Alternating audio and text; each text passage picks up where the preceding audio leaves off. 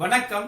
இன்னைக்கு நம்ம சேனல்ல ஒரு முக்கியமான சாப்டர் பார்க்க போறோம். அதாவது ஹாலோ அல்கேன் அண்ட் அரீன்ல லெக்சர் நம்பர் 9 எலிமினேஷன் ரியாக்ஷன்ல பைமாலிகுலர் எலிமினேஷன் ரியாக்ஷன் அதாவது E2 ரியாக்ஷனை பத்தி பார்க்க போறோம். லெக்சர் நம்பர் 8ல நம்ம பார்த்திருப்போம் E1 ரியாக்ஷனை டீடைலா டிஸ்கஸ் பண்ணிருப்போம். அதுல டைப்ஸ் ஆஃப் ரியாக்ஷன்ஸ்லாம் எப்படின்னு பார்த்துட்டு மேஜர் ப்ராடக்ட் எப்படி ஃபைண்ட் அவுட் பண்றதும் அதுல பார்த்திருப்போம். சரிங்களா?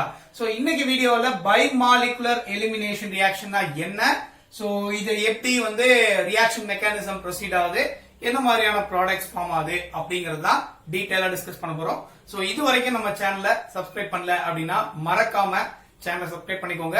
கூடவே பக்கத்துல இருக்கிற பெல் ஐகானை கிளிக் பண்ணிட்டு ஆல் நோட்டிபிகேஷன்ல பிக்ஸ் பண்ணி வச்சிருங்க. அப்பதான் எப்பெல்லாம் நம்ம வீடியோ போடுறோமோ அப்போ உங்களுக்கு நோட்டிபிகேஷன் வந்துடும். வாங்க வீடியோக்குள்ள போலாம்.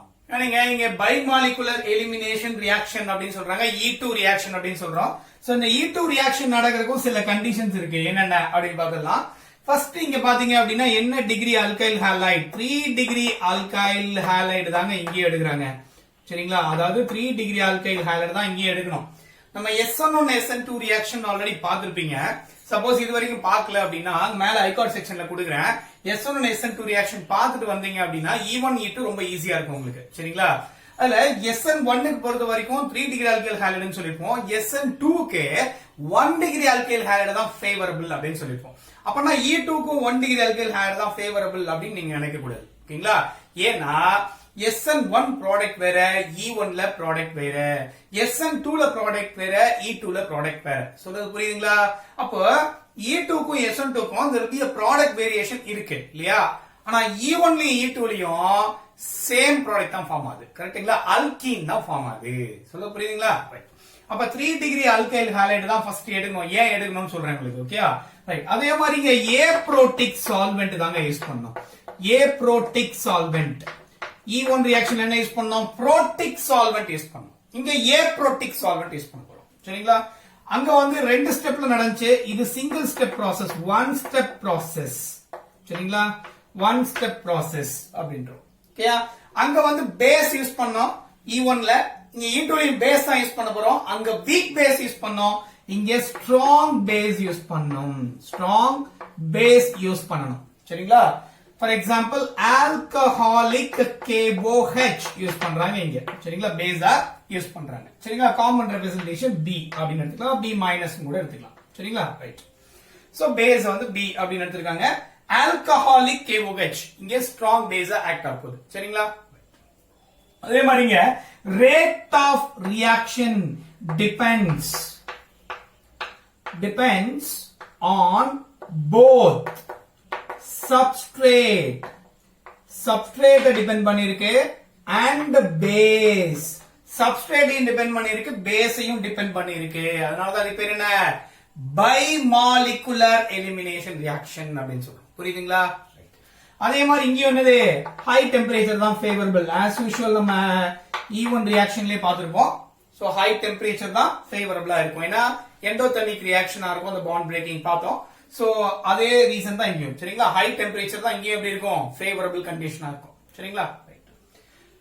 பாருங்க, ஃபர்ஸ்ட் 3 டிகிரி அல்கைல் ஹாலைடு ஏன் எடுக்கணும் அப்படின்னு பார்க்கலாம். ஃபார் எக்ஸாம்பிள் இப்ப நான் ஒரு 3 டிகிரி அல்கைல் ஹாலைடு எடுக்கிறேன். அதே மாதிரி ஒரு 1 டிகிரி அல்கைல் ஹாலைடு எடுக்கிறேன். சரிங்களா? இங்க Br, இங்க ஒரு CH3, இது ஒரு 3 டிகிரி அல்கைல் ஹாலைடு. கரெக்ட்டுங்களா? ஒரு 1 டிகிரி அல்கைல் ஹாலைடு எடுக்கிறேன். CH3 CH2 Br அப்படின்னு எடுத்துருக்கேன். சரிங்களா? இது என்ன டிகிரி? 1 டிகிரி. கரெக்ட்டுங்களா? இது 1 டிகிரி அல்கைல் ஹாலைடு, இது 3 டிகிரி அல்கைல் ஹாலைடு. ஓகேங்களா? அப்ப நமக்கு கான்செப்ட் படி என்ன தெரியும்? Br எங்க இருந்து போகுது? Alpha carbon. அப்ப இது ஒரு பீட்டா, இது ஒரு பீட்டா, இது ஒரு பீட்டா. இந்த 3 பீட்டா கார்பன்ல இருந்து எங்க வேணா ஹைட்ரஜன் வெளியே போலாம். ஏன்? 3 பீட்டா கார்பனுக்குமே சேம் நம்பர் ஆஃப் ஹைட்ரஜன் தான் இருக்கு. சோ பிரச்சனை இல்லை. சரிங்களா? அப்படி போச்சுன்னா என்ன ப்ராடக்ட் கிடைக்குங்க நமக்கு? என்ன ப்ராடக்ட் கிடைக்குது? ஆஃப்டர் எலிமினேஷன் ரியாக்ஷன் என்ன ப்ராடக்ட் கிடைக்கும்? CH3 C, இங்க CH3, இங்க டபுள் பாண்ட் CH2 கிடைக்கும். கரெக்ட்டுங்களா? இது ஒரு அல்கீன் கிடைக்குது. ஓகேயா?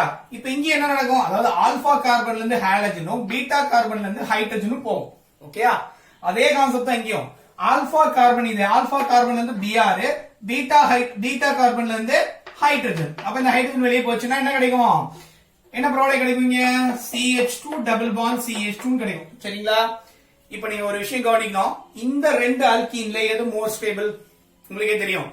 ஸ்டெபிலிட்டி ஆஃப் அல்கீன் கண்டுபிடிக்க தெரியும் இல்லையா? நம்பர் ஆஃப் ஆல்பா ஹைட்ரஜன் அதிகமா இருந்ததுன்னா அல்கீனுடைய ஸ்டெபிலிட்டி அதிகமா இருக்கும். கரெக்ட்டுங்களா?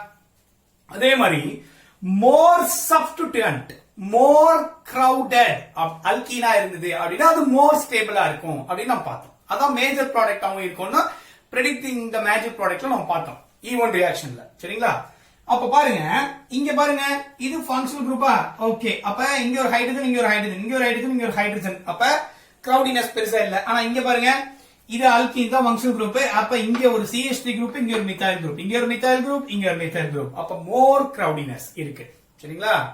அதே மாதிரி ஆல்பா ஹைட்ரஜன்ல நம்பர் ஆஃப் ஆல்பா ஹைட்ரஜனும் அதிகம் இந்த கேஸ்ல. புரியுதா? அப்ப இது மோர் ஸ்டேபிளா இருக்கும், இதான் மோர் ஸ்டேபிள். புரியுதுங்களா? அப்ப E1 ரியாக்ஷன் ஆகட்டும், E2 ரியாக்ஷன் ஆகட்டும், ரெண்டுலயுமே அல்கீன் ஃபார்ம் ஆகுறதுனால மோர் சப்ஸ்டிடியூட்டட் அல்கீன். அப்ப எது எடுக்கும்? 3 டிகிரி அல்கைல் ஹேலைடு எடுத்தாதான் மோர் சப்ஸ்டிடியூட்டட் அல்கீன் ஃபார்ம் ஆகும். புரியுதுங்களா? அதனால தான் என்னது 3 டிகிரி அல்கைல் ஹேலைடு எடுக்கிறோம். இதான் 3 டிகிரி அல்கைல் ஹேலைடு எடுக்கிறதுக்கான ரீசன். புரியுதா? ரைட். ரெண்டாவது பாருங்க, அப்ப நம்ம என்ன எடுத்துக்க போறோம்? 3 டிகிரி அல்கைல் ஹேலைடு தான் ரியாக்டன்ட்டா எடுத்துக்க போறோம். சரிங்களா? பாருங்க, 3 டிகிரி அல்கைல் ஹேலைடு என்ன எடுக்கலாம்? அதே சேம் எக்ஸாம்பிள் எடுத்துக்கலாம். CH3 CCH3 again CH3 இங்க Br அப்படின்னு எடுத்துக்கோம். சரிங்களா? இதே எடுத்துக்கோம். இங்க என்ன யூஸ் பண்றாங்க அப்படின்னா ஒரே ஸ்டெப்ல ரியாக்ஷன் நடக்குதுன்னு சொல்றாங்க. இட்ஸ் சிங்கிள் ஸ்டெப் ரியாக்ஷன் அப்படின்னு சொல்லிருக்காங்க இல்லையா? அப்போ இங்க வேற என்ன யூஸ் பண்ணி சொல்லிருக்காங்க? Aprotic solvent. ஏப்ரோட்டிக் சால்வெண்ட் எடுத்துறாங்க. சரிங்களா? ஏப்ரோட்டிக் சால்வெண்ட் என்ன? புரோட்டிக் சால்வெண்ட் நமக்கு தெரியும். என்ன பண்ணும்? H+ அயான்ஸ் குடிக்கும். அந்த H+ அயான்ஸ் வெளியே வரக்கூடிய Br- சால்வேட் பண்ணி வச்சிருக்கோம். பார்த்தோம் E1 ரியாக்ஷன்ல. கரெக்டா? இங்க என்ன அப்படின்னா இங்க அதே மாதிரி ஒன் ஸ்டெப் ப்ராசஸ். இங்க என்ன யூஸ் பண்றோம்? Strong base. ஸ்ட்ராங் பேஸ் எங்க யூஸ் பண்றோம்? ஃபர்ஸ்ட் ஸ்டெப்ல யூஸ் பண்றோம். ஏன்னா ஒரே ஸ்டெப் தான். சரிங்களா? அங்க மாதிரி ஃபர்ஸ்ட் அந்த E1 ரியாக்ஷன் என்ன நடந்துச்சு? ஃபர்ஸ்ட் ஹாலைடு வெளியே போச்சு, followed by ஹைட்ரஜன் செகண்ட் ஸ்டெப்ல வெளியே வந்துச்சு. ஓகேயா? இங்க அப்படி கிடையாது. ஃபர்ஸ்ட் ஹைட்ரஜன் அட்டாக் ஆக போகுது. அது ஹைட்ரஜன் அட்டாக் ஆகணும்னா ஸ்டெபிலிட்டியை மெயின்டைன் பண்றதுக்காக இந்த ஹாலஜன் வெளியே வரப்போகுது. அப்ப ரெண்டுமே சைமல்டேனியஸா சிங்கிள் ஸ்டெப்ல நடக்கும் போது. புரியுதுங்களா? ஆனா இங்க ஃபர்ஸ்ட் ஹைட்ரஜன் தான் அட்டாக் ஆகுது. ஏன்னா இவர் என்ன யூஸ் பண்றாங்க? ஸ்ட்ராங் பேஸ் யூஸ் பண்ணிருக்காங்க. ரொம்ப ரொம்ப இம்பார்ட்டன்ட், ஸ்ட்ராங் பேஸ். அப்போ இந்த Br- வெளியே வர்ற வரைக்கும் யார் வெயிட் பண்ண மாட்டாரு? இந்த ஸ்ட்ராங் பேஸ் won't வெயிட் பண்ண மாட்டார். புரியுதா? ஏன்னா அவரோட ஸ்ட்ராங் பேஸ், அவரோட ஹை பொட்டன்ஷியல் இருக்கு, வேகமா வந்து அட்டாக் பண்ணுவாரு. சரிங்களா? அவரே ஸ்ட்ராங் பேஸ். அப்ப ஸ்ட்ராங் பேஸ் வந்து அட்டாக் பண்ணுவாரு. அட்டாக் ஃப்ரண்ட் சைடுல நடக்குமா அப்படின்னா நாட் பாசிபிள். ஏன் பாத்தீங்கன்னா தெரியும், Br- இருக்கு, அப்ப ரிப்பல்ஷன் இருக்கும். சரிங்களா? இப்போ அடுத்து பாருங்க, ஸ்ட்ராங் பேஸ் என்ன எடுத்துருக்கோம்? Alcoholic KOH. இப்ப என்ன ஃபார்ம் பண்ணும் அப்படின்னா ஆல்கஹாலும் KOH ரியாக்ட் ஆகி ஆல்கோக்சைடு ஃபார்ம் ஆகும். C2H5O- K+ இப்படி ஃபார்ம் ஆகும். சரிங்களா? இந்த C2H5O- என்ன ஆக்ட் ஆக போகுது? நம்மளுடைய பேஸ் ஆக்ட் ஆக போகுது. சரிங்களா? நம்மளுடைய பேஸ் ஆக்ட் ஆக போகுது. இந்த C2H5O- இருக்கு இல்லையா, இது stronger base then that of this KOH. புரியுதுங்களா? இந்த KOH விட செம ஸ்ட்ராங் பேஸா இருக்கும் இது C2H5O-. புரியுதுங்களா? அதனாலதான் இந்த பேஸை இங்க அட்டாக் பண்றாங்க. அப்ப அவருக்கும் மைனஸ் சார்ஜ் இருக்கு, இவருக்கும் நெகட்டிவ் சார்ஜ் இருக்கு. அப்ப ரிபல்ஷன் இருக்கும். அப்ப ஃப்ரண்ட் சைடுல அட்டாக் பாசிபிள் இல்ல. அப்ப என்ன பண்ணுவாரு? இந்த ஸ்ட்ராங் பேஸ் பேக் சைடுல இருந்து அட்டாக் பண்ணுவாரு. சரிங்களா?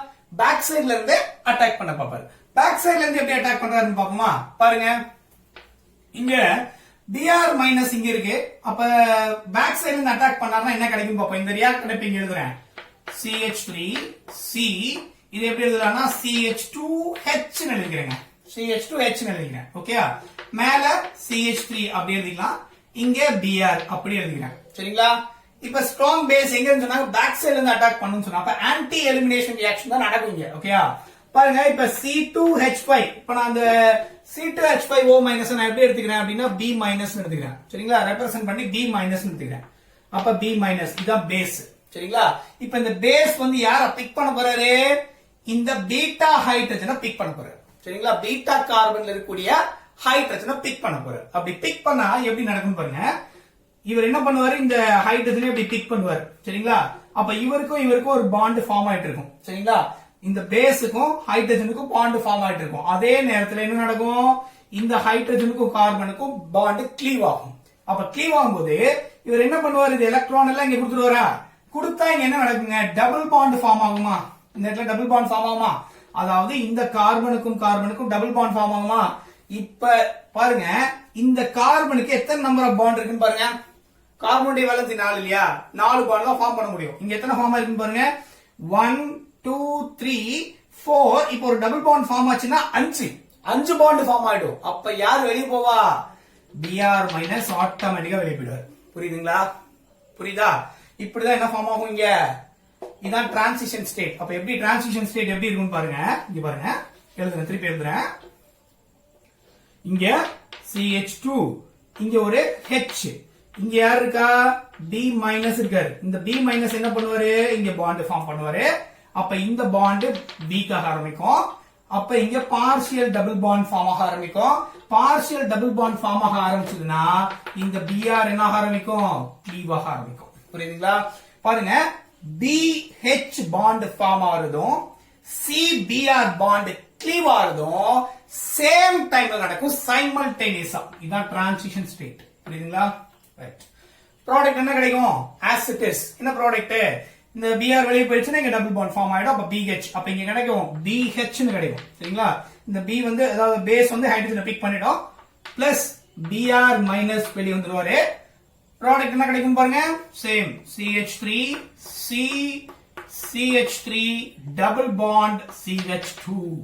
புரியுதுங்களா, இது எல்லாம் எப்படி நடக்கும், இன் a சிங்கிள் ஸ்டெப்ல நடக்கும். சொல்ல புரியுதுங்களா, அதாவது BH பேஸ் வந்து ஹைட்ரஜனை பிக் பண்றதும் CBr பாண்ட் க்ளீவ் ஆறதும் சேமா நடக்கும். அதாவது நீங்க இன்னும் சொல்ல போனா ஹைட்ரஜன் வெளியே போறதும் Br வெளியே போறதும் சேம் ஸ்டெப்ல நடக்கும்.